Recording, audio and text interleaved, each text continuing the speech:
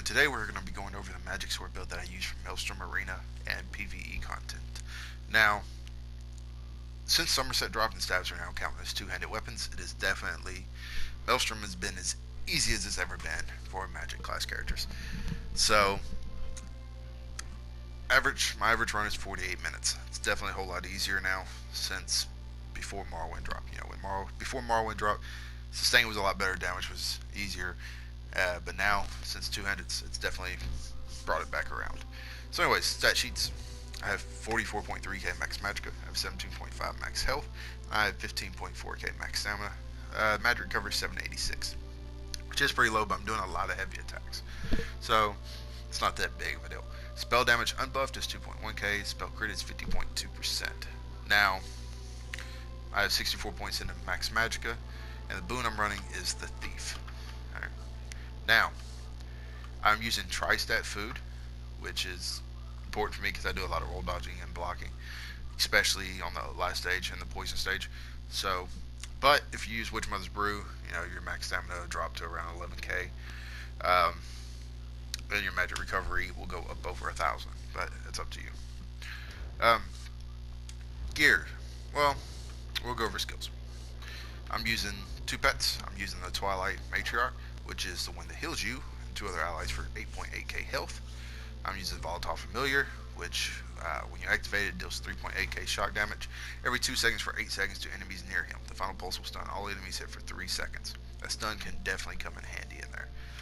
Empower Ward, it grants you a 19.3k damage shield for 10 seconds. Also grants minor intellect to you and nearby allies, increase your magic recovery by 10% for 10 seconds.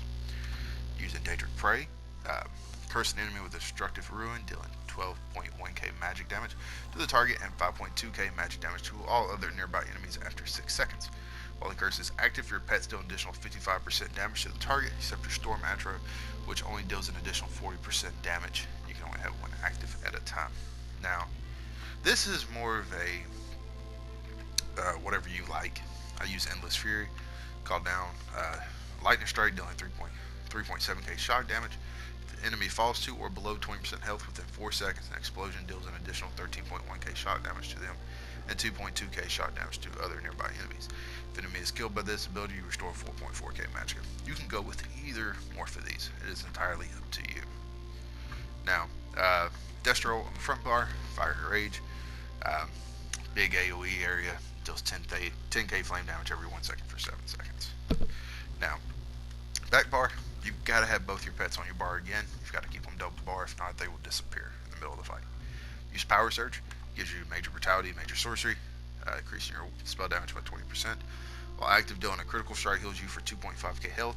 That can occur once every 1 second. And then I have Liquid Lightning.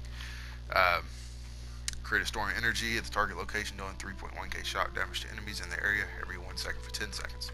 Now, allies standing within the Nexus can activate the Conduit Synergy, dealing 9.3k shock damage to enemies around them. And finally, Blockade of Storms. Slam down your staff, create a storm barrier in front of you, dealing 2.4k shock damage to enemies in the target area every 1 second. Second concussed enemies off balance for 5 seconds. And then I have the Greater Storm Atro on the back bar. Summon a mobile storm Atro at the target location. Its rival deals 9.8k shock damage and stuns enemy for 3 seconds. The Atro zaps the closest enemy, dealing 5.1k shock damage every 1 second. An ally near the Atro can activate the Charged Lightning Synergy, granting the ally and the Atro major berserk, increasing their damage done by 25% for 8 seconds. Now, one of the reasons why I have it on the back bar and not the front bar is that you want to have I keep it on my back bar because I like to use it in single target. So the boss, if it's just the boss up, usually I'll drop the Atro. But you want to keep a Destruction Staff ability on both bars. So, because I Blockade of Storms on this bar, I put Destruction Elemental Rage on the front bar. Now for the sets, or we'll get into the food. Like I said, I use Wither Tree, Tri-Stat Pots, or Witch Mother's Brew, whichever one. Or you can go with basic blue food. It's entirely up to you. Pots I use trash pots throughout most of it, and then I use Essence of Spell Crit. Gives me major prophecy, restores health, and restores Magicka. It gives me major fortitude, major intellect. The reason why I'm not using spell power pots is because of the fact Power Surge gives me my major sorcery. So that's why I use Essence of Spell Crit. Now sets, I'm running five IA, lightning staff. Well, the hands are reversed. This should be the back bar. This is where Wall of Elements and Liquid Lightning is, and then front staff, Inferno staff on the back bar. I guess this is where I do most of my damage on. So either way, I use basic absorb magic enchant because after the first couple of runs, you could definitely run one and then run the increased weapon and spell damage on the other. But I just like having that little extra Magicka back. Uh, Lightning staff is Nern. Fire staff is sharpen. You can definitely make this infused if you want to, but it does great as sharpen, so I'm not going to waste the transmutation crystals on it to turn it infused when I just use it for, when I really just use it for Maelstrom. If you want to use this for PVE content more, you can definitely, I would recommend making this infused. And then I use, the monster I use is a Labrys. Divines, medium head, heavy shoulders, all divines, max Magicka. What Labrys does gives you max Magicka. When you do flame or shock damage, you have a 10% chance to summon a meteor shower of that type, of that damage type that deals 1.6k damage to all enemies within 4 meters every 1 second for 5 seconds. Each effect can occur once every 8 seconds. Now, the problem with this in Maelstrom, a lot of the time, is that they move. And when an enemy moves, they walk out of it, it's not dealing any damage. But if you, so what you can replace for this, you can replace Infernal Guardian because you can lob mortars, because you're going to be casting your shield a lot, or you can just go for Slime Crawl and get that extra 8% increase in damage. Now, the monster set, and then the other 5 piece is Drunken Necropotence, all divines, all glyph with max Magicka. Necropotence is max Magicka, max Magicka, max Magicka, and while you have Pack activated, you get more max Magicka. Jewelry is IA, all arcane, all with spell damage. What IA does is that it gives you spell crit, gives you minor slayer at all times, increasing your damage done to dungeon and trial monsters by 5%, gives you spell damage, spell crit, and your fully charged heavy attacks do an additional 903 damage. Enemies you damage with fully charged heavy attacks are inflicted with minor vulnerability for 10 seconds, increasing their damage taken by 8%. Now, that's everything. That is your Liquid Lightning, your Wall of Element. They take your pet, your Daedric Curse. They take an additional 8% damage from all of that. Now, this set does drop out of trials, but if you don't have this set or not there or don't really feel like farming it, you can run Necropotence with Elegant, Queen's Elegance. It increases your light and heavy attacks by 20%. It's definitely a good set. You could definitely run with that as well. Now, but I like IA, increases that 8% damage from everything, makes a lot of difference for me. I've tried out Elegance and it was a good set. It definitely worked, and you can't really tell the difference in the damage. It is very, either way, it is very good. Now, if you've completed Maelstrom and you had a hard time, you got that staff, you'd want a lightning staff on your back bar. But if you ain't got it, this will work just fine. Champion points. I have 34 in the Warlord, reduced cost to break free, because there are times where you will get pinned down and you need to break free.